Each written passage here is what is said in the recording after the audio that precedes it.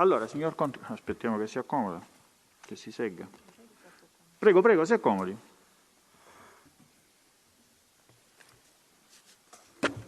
Allora, magari cerchiamo di avvicinare un po' il microfono, così... Lei ci sente bene? Riesce a sentirci? Sì. Senta, signor Contrada, lei oggi è sentito da questa Corte nella qualità di testimone assistito, quindi è un testimone, tra l'altro abbiamo visto dalle sue precedenti dalle acquisizioni delle precedenti dichiarazioni che lei in altre occasioni ha già rivestito questa veste, quindi conosce quali sono le circostanze relative alla testimonianza assistita. Quindi lei è un testimone con l'assistenza del difensore. Intanto lei c'ha un difensore? L'avvocato Giordano. L'avvocato Giordano. Abbiamo già dato atto che l'avvocato Giordano oggi è assente ed è sostituita dall'avvocato Spinnato. Consapevole della responsabilità morale e giuridica che assumo con la mia deposizione, mi impegno a dire tutta la verità e a non nascondere nulla di quanto è a mia conoscenza. Ci dia le sue generalità complete. Bruno Contrada, nato a Napoli il 2 settembre del 1931. Residente? Residente a Palermo in via Angelo Maiorana, numero 4. E allora, prego il pubblico ministero che ha inizialmente dedotto in lista il test. Pubblico ministero. Sì, grazie Presidente, posso rimanere seduto? Prego, certo. Innanzitutto buongiorno, dottore Contrada. Buongiorno a lei. Io come prima cosa le volevo chiedere, nel 1989 lei che incarico ricopriva? Parlo più forte? No, stava riflettendo, credo. Ah, va bene. Ho sentito. Nel 1989 prestavo servizio a Roma con il grado di dirigente superiore della Polizia di Stato, cioè questore. Ero aggregato al servizio di informazione e sicurezza democratica SISDE con contratto triennale, pur rimanendo nei ruoli della Polizia di Stato. Al SISDE prestavo servizio al terzo reparto operativo della direzione. Questo era il mio incarico, la mia qualifica e la mia sede di servizio. Di cosa si occupava il terzo reparto operativo, dottore? Il terzo reparto si occupava di tutte le operazioni. E quando nell'ambito dei servizi si parla di operazioni, si parla sempre di operazioni a livello informativo, mai operativo. Perché, come è noto, gli appartenenti ai servizi di sicurezza non rivestono più la qualifica di ufficiale di polizia giudiziaria, per cui non possono compiere operazioni o indagini, investigazioni proprio della polizia giudiziaria alle dipendenze funzionali dell'autorità giudiziaria. E quindi fino a un certo periodo, principalmente, anzi essenzialmente, della lotta all'eversione politica, al terrorismo, brigate rosse e roba del genere, sul piano nazionale, perché sul piano internazionale di questi stessi argomenti di terrorismo se ne occupa l'altro servizio di sicurezza che è quello militare, il SISB.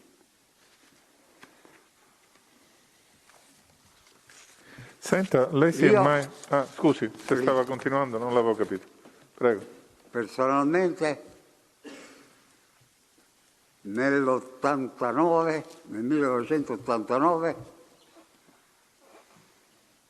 per un certo periodo dell'anno, mi sono occupato di un servizio nell'ambito del terzo reparto, sempre sul piano informativo, che avevo suggerito io stesso al direttore generale, prefetto di prima classe Malpica, di costituire. Cioè mi ero reso conto che, essendo in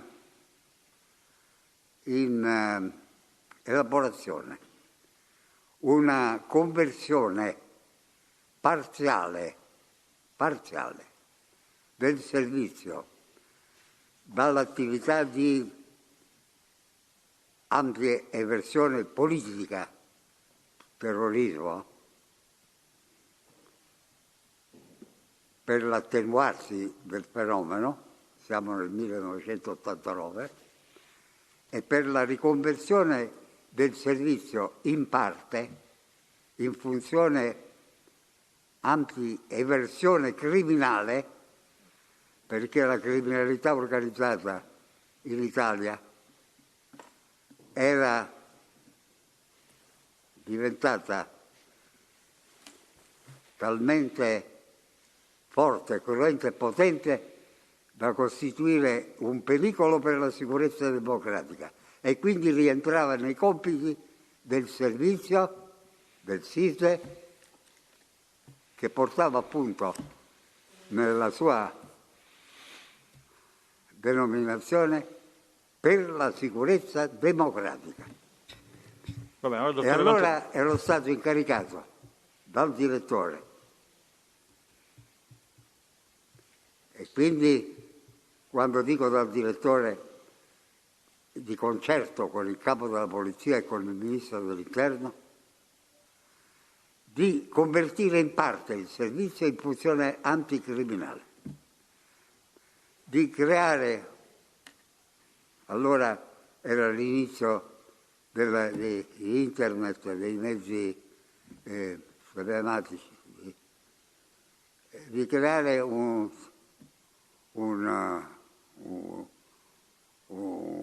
servizio per la raccolta dei dati su tutti questi latitanti, così come sarà fatto con i terroristi politici, delle persone politiche.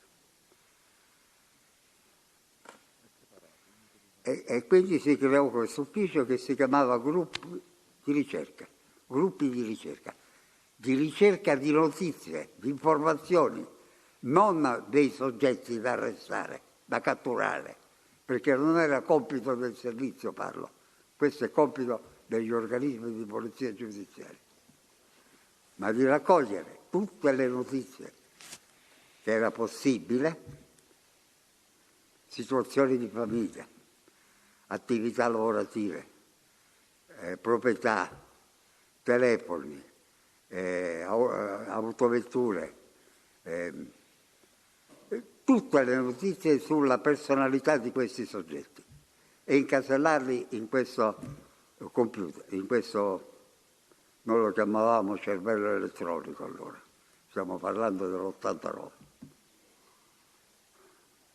E quindi si erano creati questi gruppi che partivano da Roma ed andavano a Reggio Calabria, a Catanzaro, o a Vibo Valentia, o a Palermo, o a Catania, o a Napoli, nelle località dove più infieriva il fenomeno criminale, per raccogliere queste notizie alla motorizzazione civile, al catasto, all'anagrafe, in tutti gli uffici,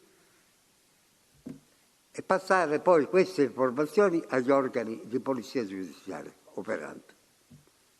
Era una forma di collaborazione Tant'è vero che in quel periodo, subito dopo, si era costituito a Roma il ROS dei Carabinieri, il cui comandante era il generale Antonio Subranni e il vicecomandante il colonnello Mario Mori, che sapendo di questa mia attività mi chiesero le schede di tutti questi criminali che erano state già compilate.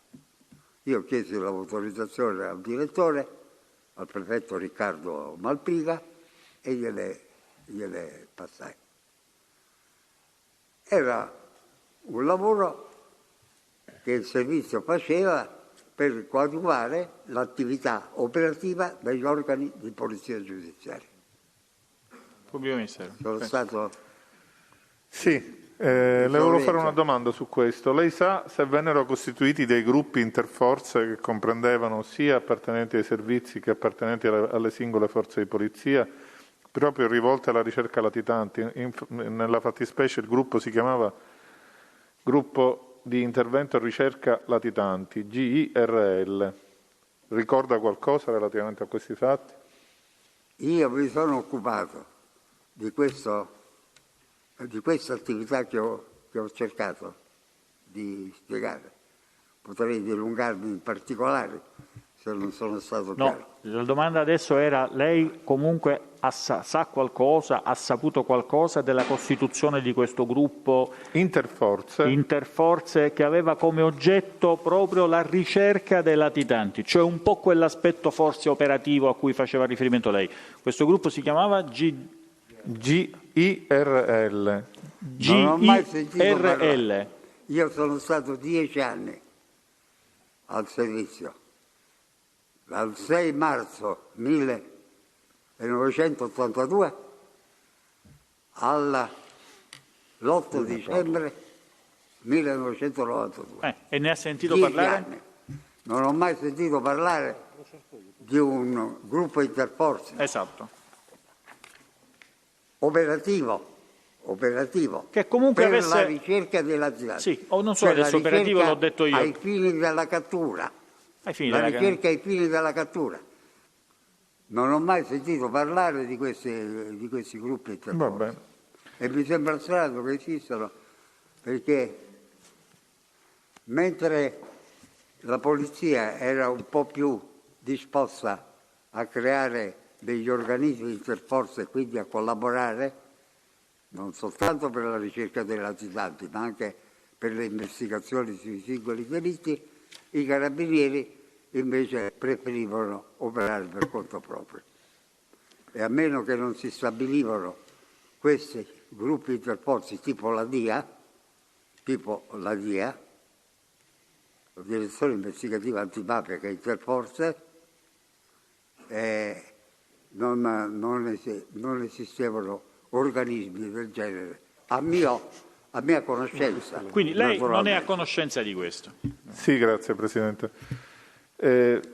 Un'altra cosa le volevo chiedere. Gli appartenenti ai vari centri SISDE avevano direttive di consegnare nei singoli commissariati elenchi di persone con preziario di eventuale cattura? Stiamo parlando di persone latitanti.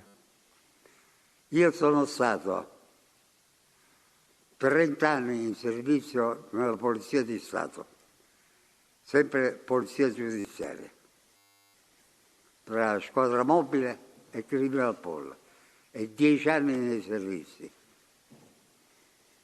di cui quasi 4 anni capo di gabinetto dell'Alto Commissario per il coordinamento della lotta contro la mafia. Non ho mai visto, ho avuto notizia di un prezzario per la cattura di latitanti tipo Far West, dei Wolper. Mai, non esisteva, non è stato mai compilato, mai fatto. È naturale che se è un elenco latitante? Un operatore di polizia le ho chiesto, è un elenco latitanti? Dava notizie o catturava un latitante, aveva una gratifica, un premio. Si chiama Se invece preziario. un cittadino qualsiasi, un individuo qualsiasi, non operatore di polizia, del poliziotto, del carabiniere, del finanziere, eccetera, dava notizie per la cattura dei latitanti, aveva una ricompensa che si stabiliva dopo la cattura in base alla importanza, cioè alla pericolosità del criminale catturato. Ma non è che preventivamente c'era un tariffario. Leoluca Bagarella 200 milioni, Totò Riina 1 miliardo e così via.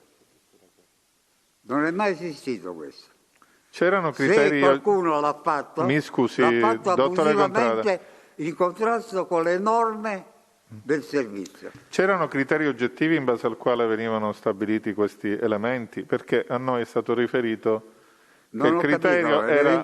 Mi scusi, mi faccia finire la domanda.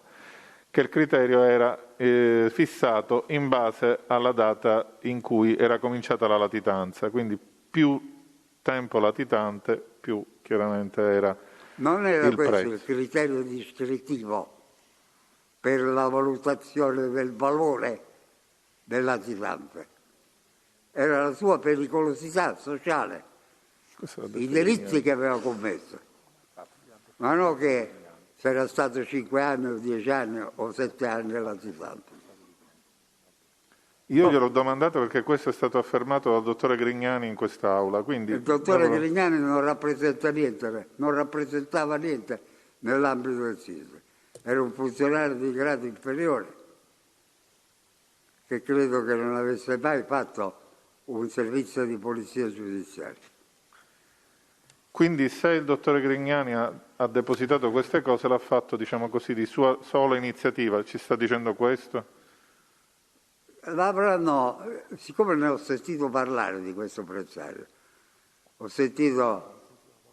letto, qualcuno mi ha riferito, adesso non sono in grado di precisare, che nell'abitazione di quell'ex agente di polizia Emanuele Piazza era stato trovato appunto un prezzario del genere, e ho pensato che il dottor capitano, non so se era capitano o tenente dei carabinieri, comunque funzionario del servizio, l'avesse stabilito lui questo prezzario, o d'accordo con altri elementi del centro SISDE di Palermo.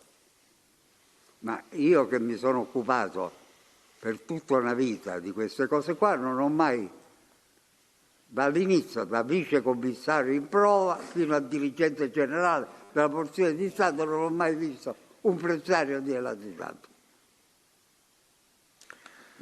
Del tipo di quelli che... Sì, dottore Contrada, le volevo ricordare una cosa che lei aveva dichiarato.